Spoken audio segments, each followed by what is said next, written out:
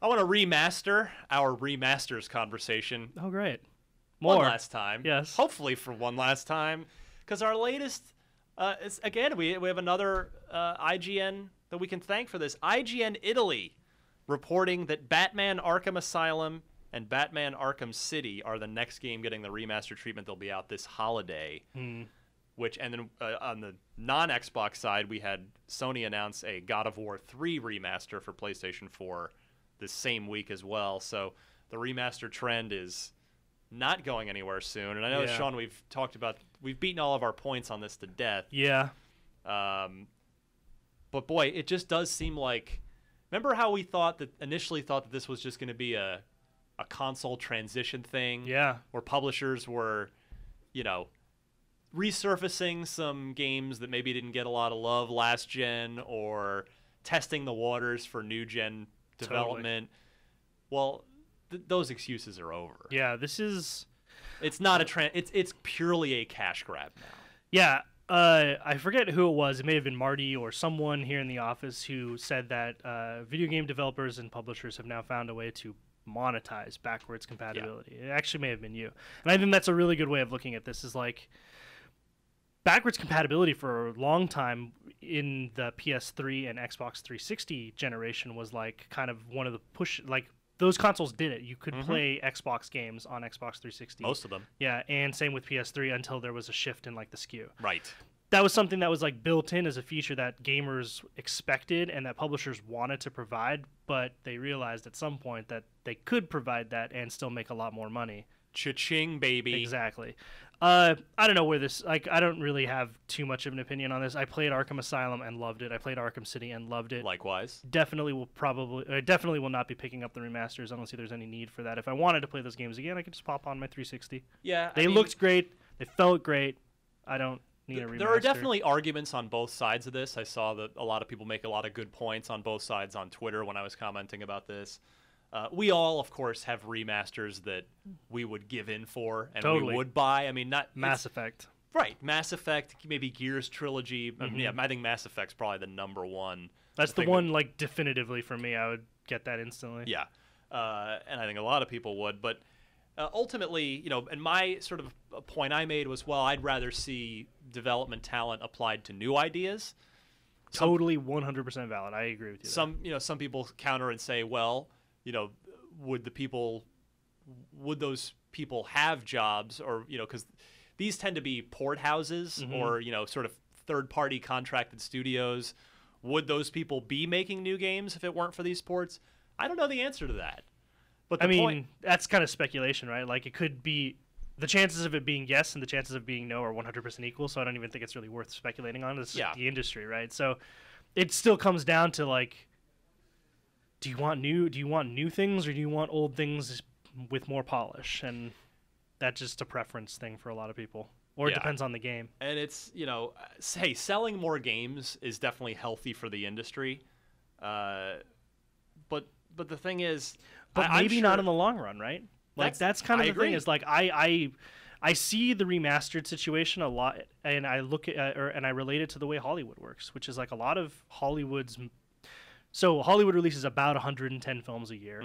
Last year, 81 of them were sequels, reboots, or remakes. Wow. Which is a huge number. Wow. And the last thing I would want, and not that the games industry is doing this, in fact, I would say just the opposite, but this trend in the AAA game space does kind of seem to be pointing in that direction, and that's the last thing I would want to see for the AAA game space, is for it to become more risk averse and more like, well, we have these IPs that we know did well, we can repackage them, polish them up a little bit more, and people will want to buy them, and have that encourage them in going, like, committing fully to that direction, and then seeing less, like, over time, less and less more interesting new AAA IPs. Yeah, that's what I worry about. And I would say, whether or not people working on these would be working on new ideas if it weren't for the remasters, I will say, I can almost guarantee that game developers, game creators of all sorts, would definitely rather spend their time and energy working on new things than polishing up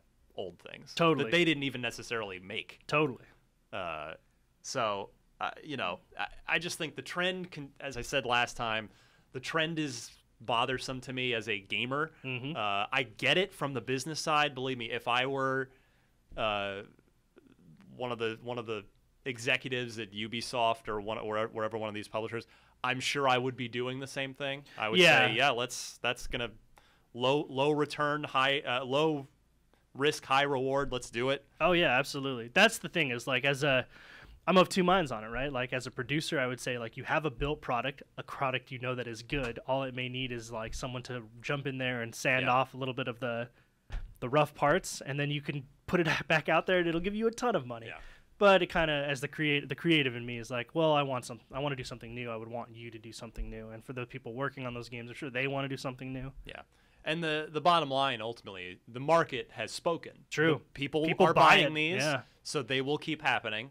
So, I don't want us to sit here sound like we're just a couple of grumpy old men sitting here about it, but it's just an interesting trend to observe and to discuss and look at. Imagine what this looks like in the future, like with, the next Xbox and PS5. Like, will we have remasters of Arkham Knight and like Evolve? Probably at the beginning of the generation, right? Yeah, like, at least. Imagine like 2 or 3 console generations down the line, like how much overlap is there going to be? Like, what it tells me, would that be weird? I think it would be weird. Yeah, what it tells me with the aggressive price cuts on Microsoft's side, plus all these remasters, is, I mean, what this would do as a hardcore gamer who isn't really buying a lot of these remasters because I'm someone who plays them when they originally release on whatever console they originally release on. Right.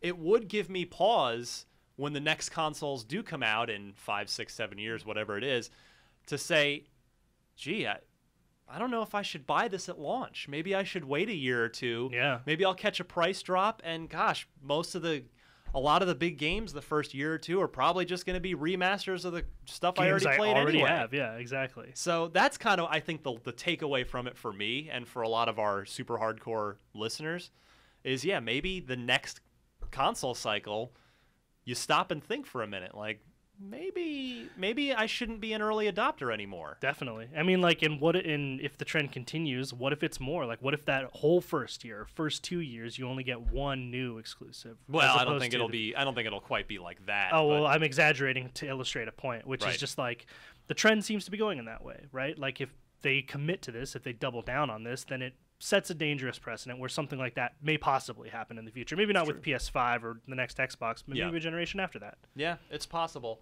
And in related Batman news, by the way, Arkham Knight, the proper next-gen Batman that we are very much looking forward to. God, did you see the new 7-minute gameplay video? Yeah, dude, it's awesome. And I played it. And I played it at E3. Did you play it at E3? Yes, yeah, like it's awesome. It's so super good. cool.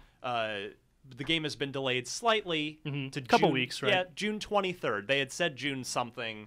Now it's June 23rd. So we've talked about like these week-long sort of delays in the past. Like, it's probably there's nothing significant can really be done in a couple of weeks, so it's probably just some bug fixing and like nothing major changing. They might have just fallen, nothing to really worry about. No, exactly. They might have just fallen just a little behind and said, "Oh, okay, well, we don't want to have to cut out those 2 weeks of polish time in order to make our original ship date," and so they go to the publisher, WB Games, and they say, well, we want to ship a nice polished game. And, oh, sure, take a couple extra weeks, no problem. So hopefully Batman will ship nice and polished, and we don't have to wait for a day one patch that fixes half the game. Yeah.